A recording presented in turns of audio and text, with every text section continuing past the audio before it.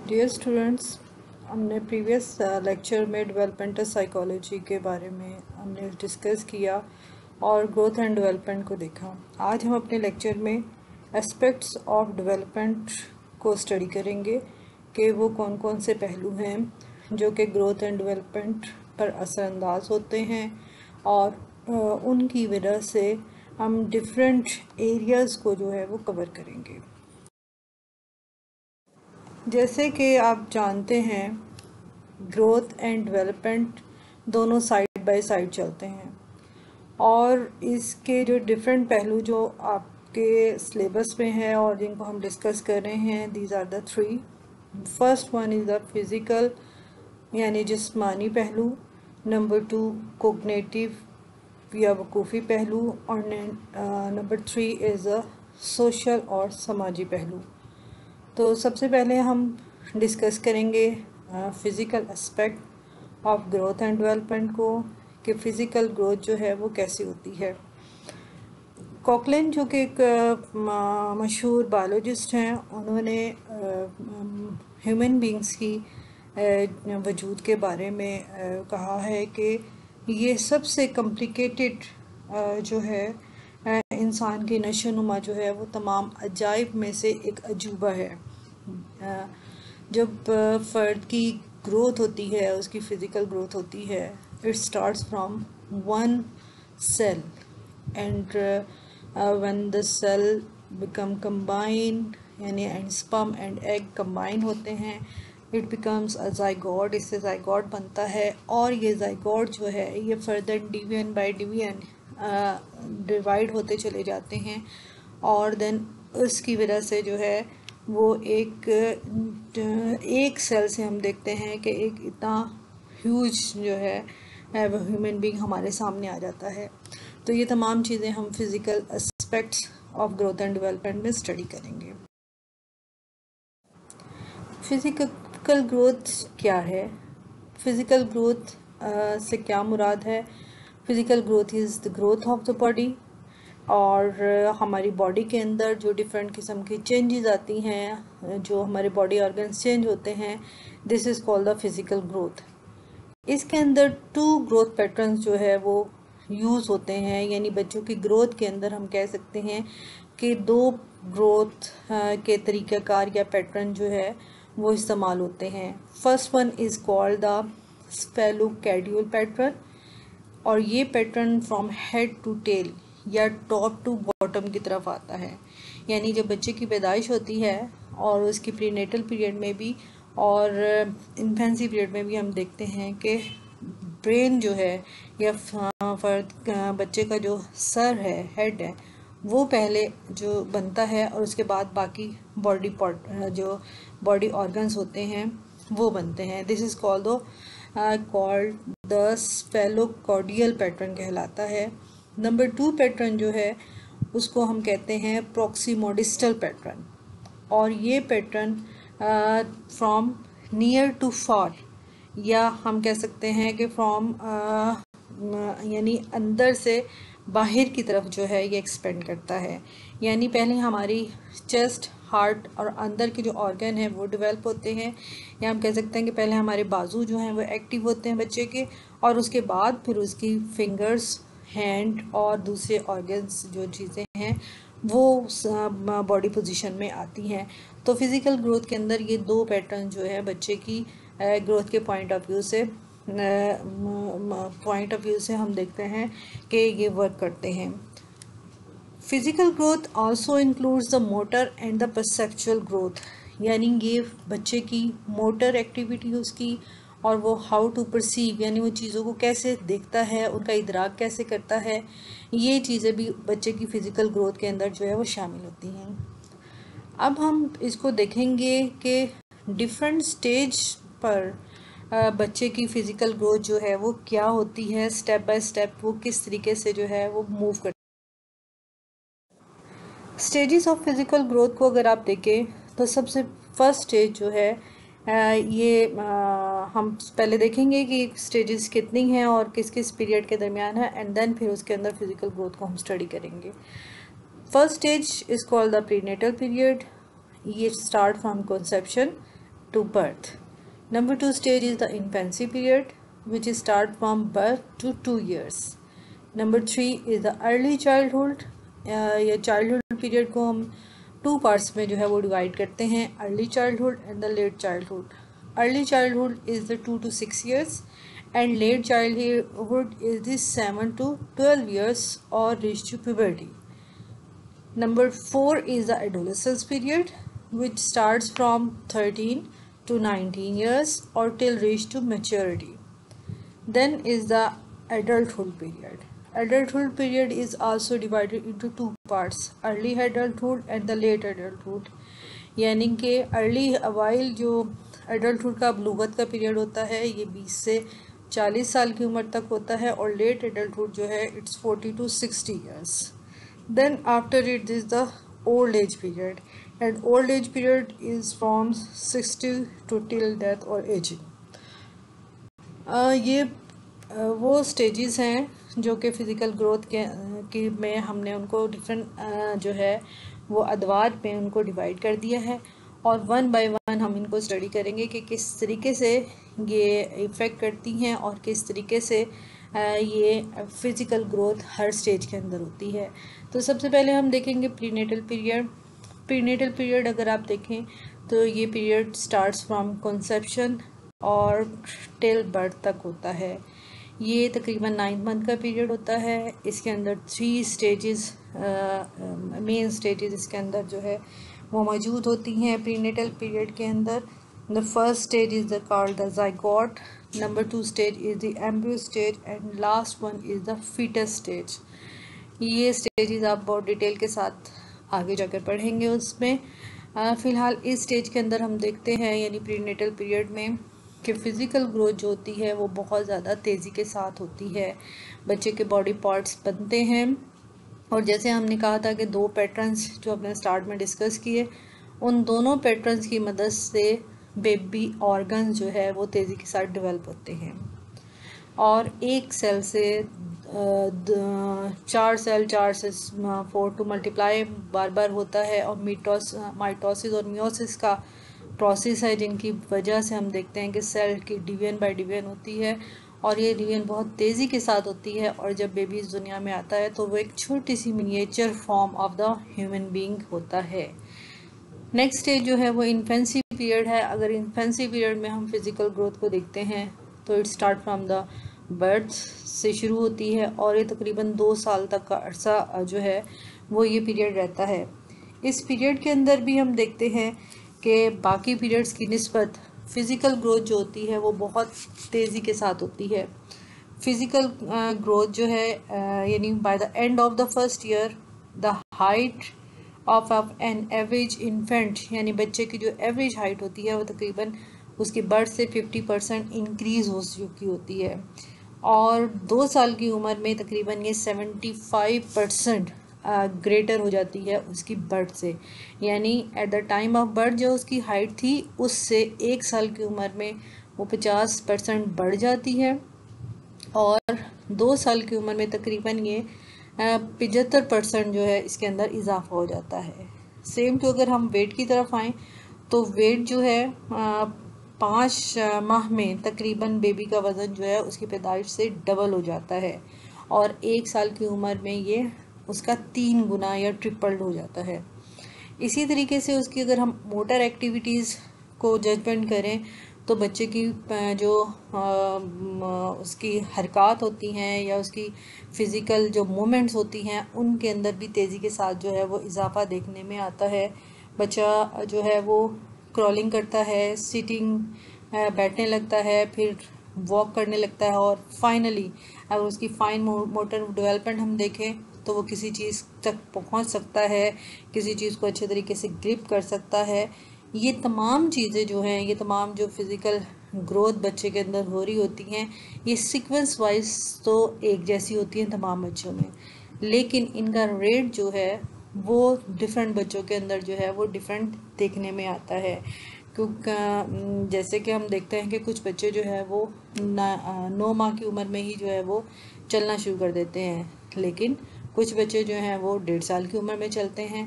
तो डिपेंड करता है कि उनकी फ़िज़िकल ग्रोथ जो है वो किस टाइप की है। जितनी ज़्यादा अच्छी उनकी फ़िज़िकल ग्रोथ होगी बच्चे के अंदर, वो उसकी मोटर एक्टिविटीज़ भी उतनी ही ज़्यादा अच्छी देखने में आती हैं। इसके अलावा अगर उसकी हम परसेप्चुअल डेवलपमेंट या उसकी इदराकी डेवलपमेंट को देखें तो वो भी बच्चों के अंदर इस इन्फेंसी पीरियड के अंदर जो है वो तेज़ी के साथ होते हैं। बच्चा मुख्तलिफ़ चीज़ों को परसीव करना शुरू कर देता है, मुख्तलिफ़ चीज़ों अच्छी और बुरी की उनको थोड़ी सी सेंस आ जाती है, यानी अपनी अच्छी पोइम पर वो अच्छा रिस्पॉन्स देता है, जबकि जो चीज़ को म्यूज़िक या जो चीज़ उसको नहीं पसंद आ रही होती उस पर वो अच्छा रिस्पॉन्स जो है वो नहीं देता है। और इस पीरियड में हम देखते हैं कि उसकी कंट्रोल ऑफ आई भी जो होती है, यानी मूवमेंट, यानी वो चीज़ों के साथ आँखों को घुमा सकता है और मुख्तलिफ़ किस्म की परसेप्चुअल मूवमेंट कर सकता है। देन इसके बाद हम देखते हैं अर्ली चाइल्डहुड पीरियड आता है, और ये पीरियड जैसे कि हमने यहाँ देखा है कि it's start from 2 years to 6 year, ये 2 से 6 साल की उम्र पे मुहित होता है। और अर्ली चाइल्डहुड के अंदर हम देखते हैं कि फ़िज़िकल मूवमेंट थोड़ी सी कंपैरेटिवली पहले से उतनी तेज़ी के साथ नहीं होती जितनी कि इन्फेंसी पीरियड में है, लेकिन ग्रेजुअली इसके अंदर थोड़ी सी कमी देखने में आती है।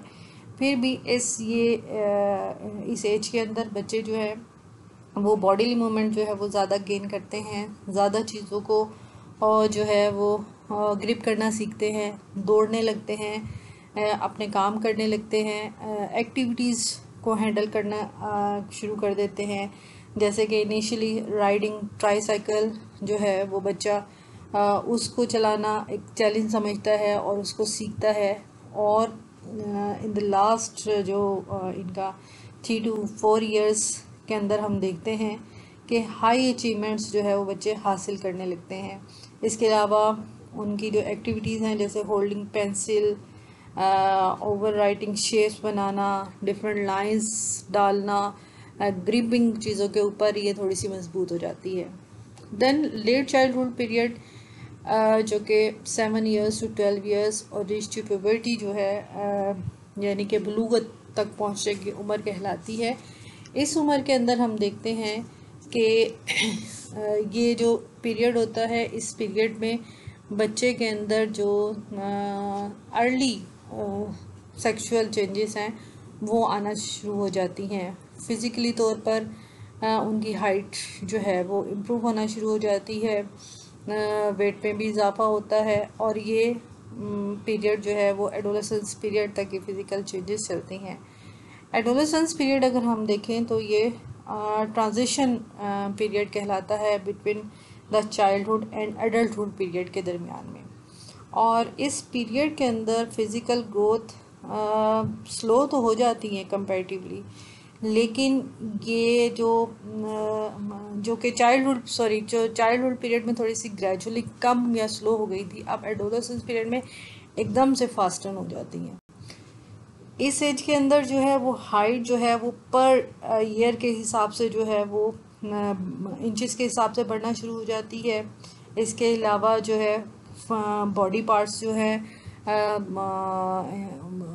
बनते हैं, डेवलप हो जाते हैं, उसकी बॉडी ऑर्गन्स ये शेप अप जो है बॉडी एकदम शेप अप होना शुरू हो जाती है। और एडोलेसेंस पीरियड एक और चीज़ जो फिज़िकल ग्रोथ के लिहाज से बहुत अहमियत का हामिल है वो इसकी हार्मोनल चेंजेस हैं।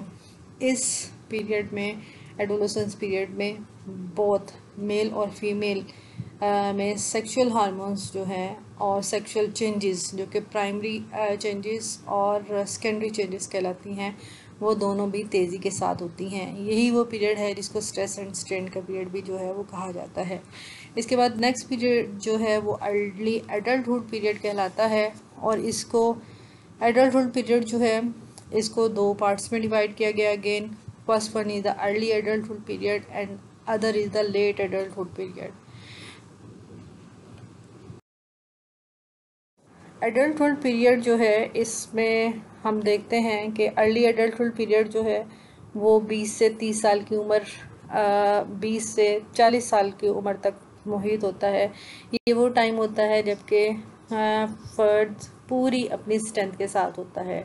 ये वो टाइम होता है जिसके एंड में अब चेंजेस जो है वो डाउन की तरफ जो है वो जाने शुरू हो जाती हैं, यानी कि स्ट्रेंथ उसकी फ़िज़िकल जो ग्रोथ हम देखते हैं कि यहाँ पर कंप्लीट हो चुकी होती है। अब फ़र्द के अंदर मैच्योरिटी आना शुरू हो जाती है, और मैच्योरिटी के बाद देखते हैं लेकिन डेवलपमेंट जैसे कि आप जानते हो कि सारे उम्र जो है वो जारी व सारी रहती है।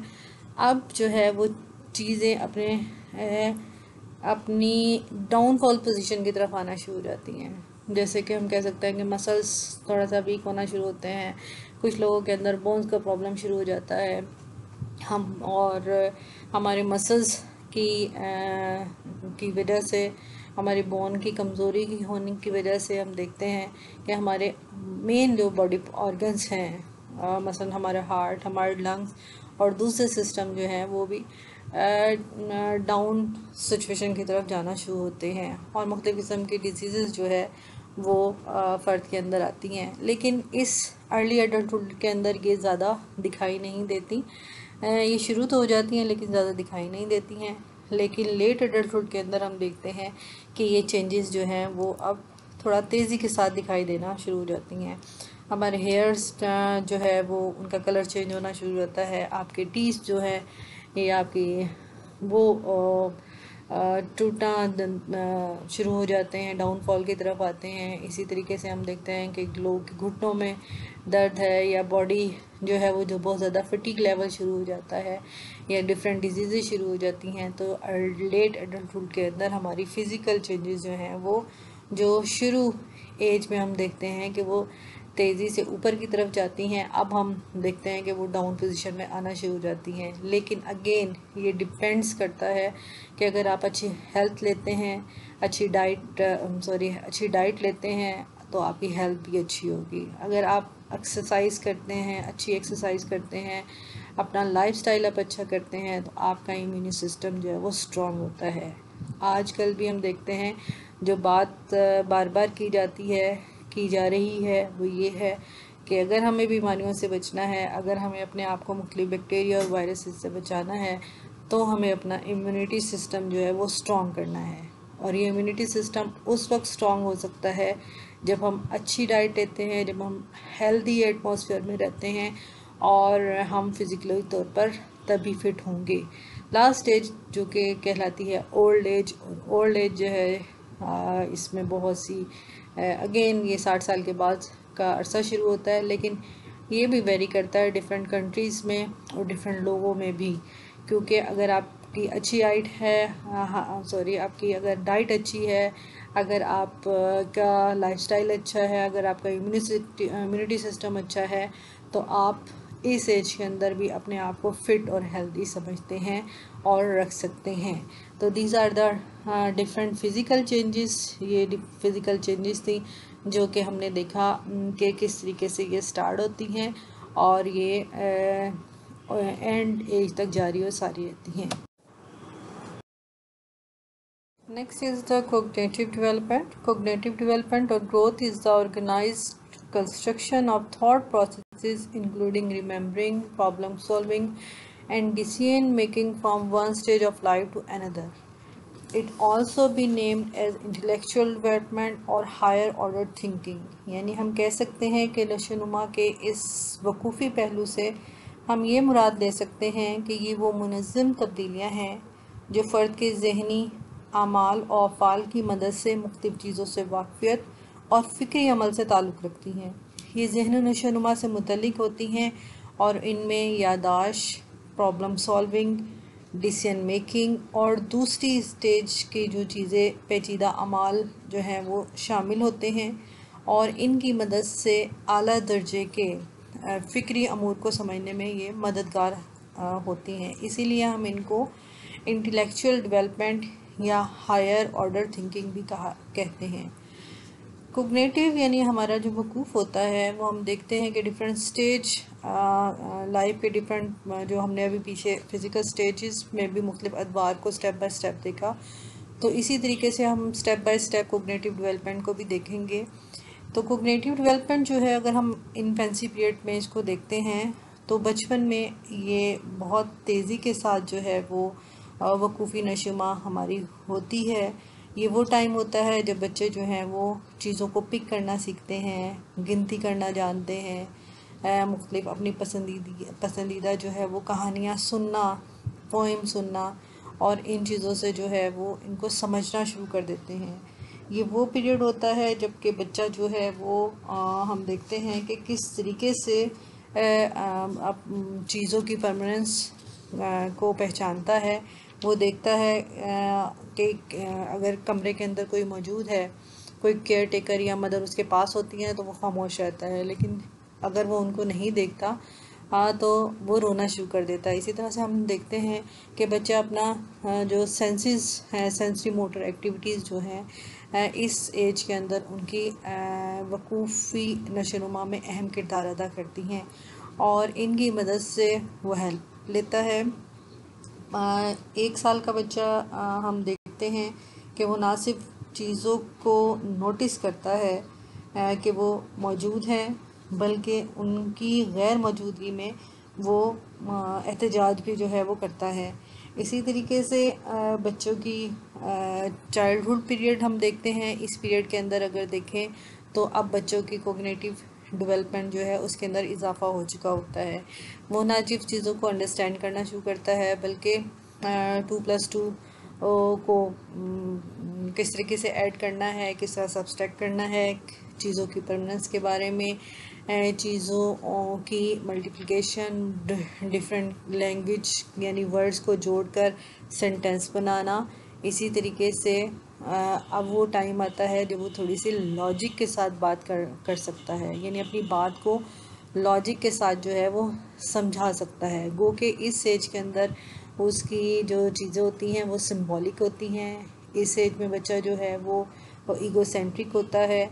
ये तमाम चीज़ें हम जब नेक्स्ट अपनी कोग्निटिव थ्योरी को पढ़ेंगे तो डिटेल के साथ हम उसके ऊपर जो है वो बात करेंगे।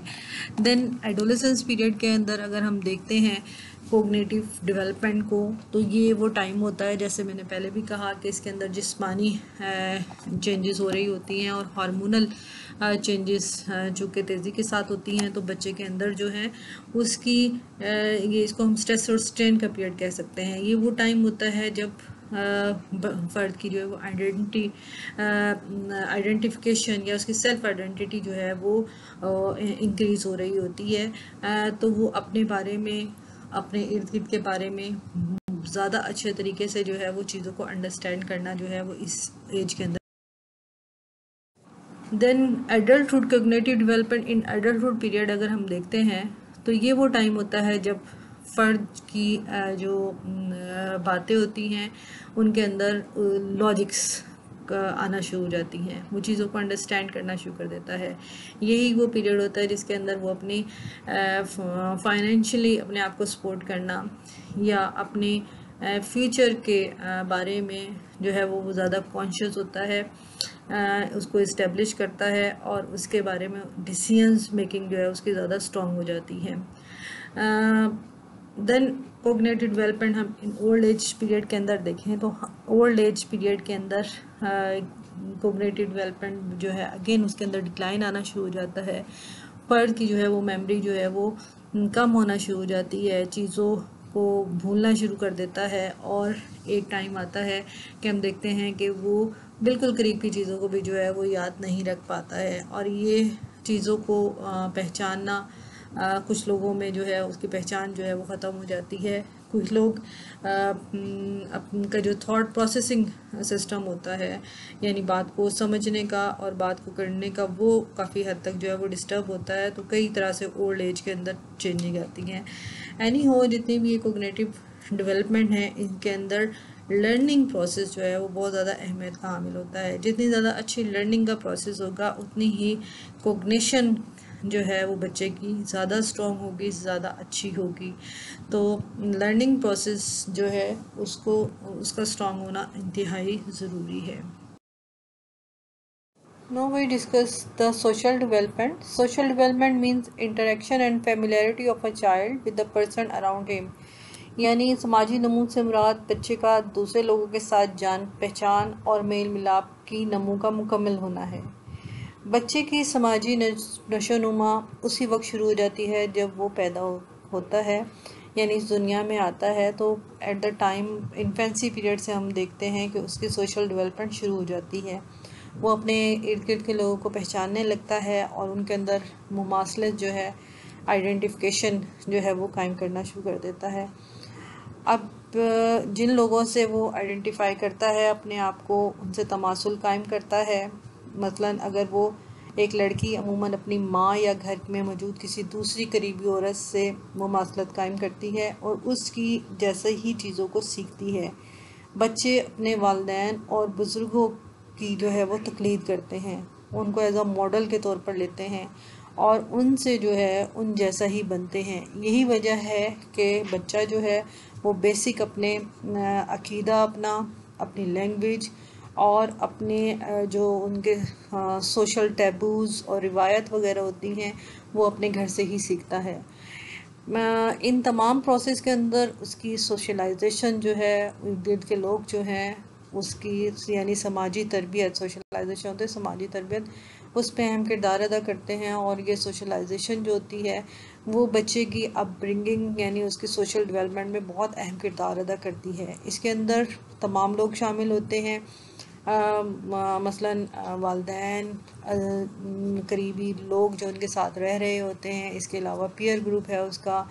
उसके अलावा जब वो स्कूल में जाता है मिडल एज के अंदर, तो वहाँ पर उसके दोस्त अहबाब जो भी दोस्त होते हैं, फ्रेंड्स बनते हैं, और उसके टीचर्स और डिफरेंट मेथड्स जिनके ज़रिए से उसको लर्निंग कराई जाती है। ये तमाम चीज़ें उसकी सोशल डेवलपमेंट में अहम किरदार अदा करते हैं।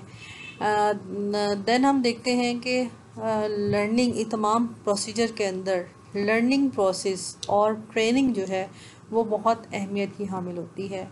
लर्निंग का जितनी अच्छे तरीके से मेथड जो अच्छे यूज़ किए जाएंगे, उतना ही बच्चे की सोशल डेवलपमेंट जो है वो अच्छी होती है। और ट्रेनिंग जैसे हम देखते हैं कि पहली सतह पर बच्चे की ट्रेनिंग जो है वो पेरेंट्स के ज़रिए से होती है। ट्रेनिंग के पॉइंट ऑफ व्यू से यहाँ पर दो तरह के पेरेंट्स का जिक्र किया गया है। फर्स्ट वन वो पेरेंट्स जो कि बहुत हाकमाना रवैया रखते हैं, यानी अथॉरिटेटिव जो है हम पेरेंट्स उनको कह सकते हैं। ऐसे पेरेंट्स जो होते हैं उनकी जो बच्चे होते हैं उनके अंदर हम देखते हैं कि डिसीजन मेकिंग की जो है और कॉन्फिडेंस की जो है वो कमी पाई जाती है, क्योंकि उनको हर सूरत में सिर्फ पेरेंट्स का जो है वो हुक्म मानना पड़ता है। जबकि दूसरी सूरत में जो दूसरे पेरेंट्स होते हैं जो को कंप्रोमाइज्ड हम अंदाज़ अपनाते हैं, ऐसे पेरेंट्स जो होते हैं बच्चों की सोशल नशोनुमा में हम देखते हैं कि ज़्यादा अच्छे तरीके से जो है वो ना सिर्फ अहम किरदार अदा करते हैं बल्कि उनकी सोशल ट्रेनिंग ज़्यादा अच्छे तरीके से होती है। इसके अलावा मुख्तलिफ अगर हम स्टेजेस ऑफ डेवलपमेंट स्टेजेस के अंदर सोशल डेवलपमेंट को देखें, तो जैसे मैंने पहले भी कहा कि बचपन से स्टार्ट हो जाती है और फिर उम्र के हर हिस्से के अंदर जो है ये इसका सोशल डेवलपमेंट का जो रेट जो है वो स्टेप बाय स्टेप बढ़ता चला जाता है। जैसे जैसे बच्चे के अंदर अपनी डिसीजन मेकिंग आती है, बच्चा फ़िज़िकली तौर पे मैच्योर होता है, उसकी सोशल डेवलपमेंट पर भी इन चीज़ों का जो है वो बहुत ज़्यादा असर पड़ता है। तो आज के टॉपिक में हमने different aspects of growth and development को देखा और इन होप्स हो कि आपको ये समझ आ गया होगा। मज़ीद जब हम इनकी मुख्तलिफ थेरीज़ पढ़ेंगे अपने नेक्स्ट लेक्चर के अंदर, तो आप इसको ज़्यादा अच्छे तरीके से अंडरस्टैंड कर सकेंगे। Thank you so much.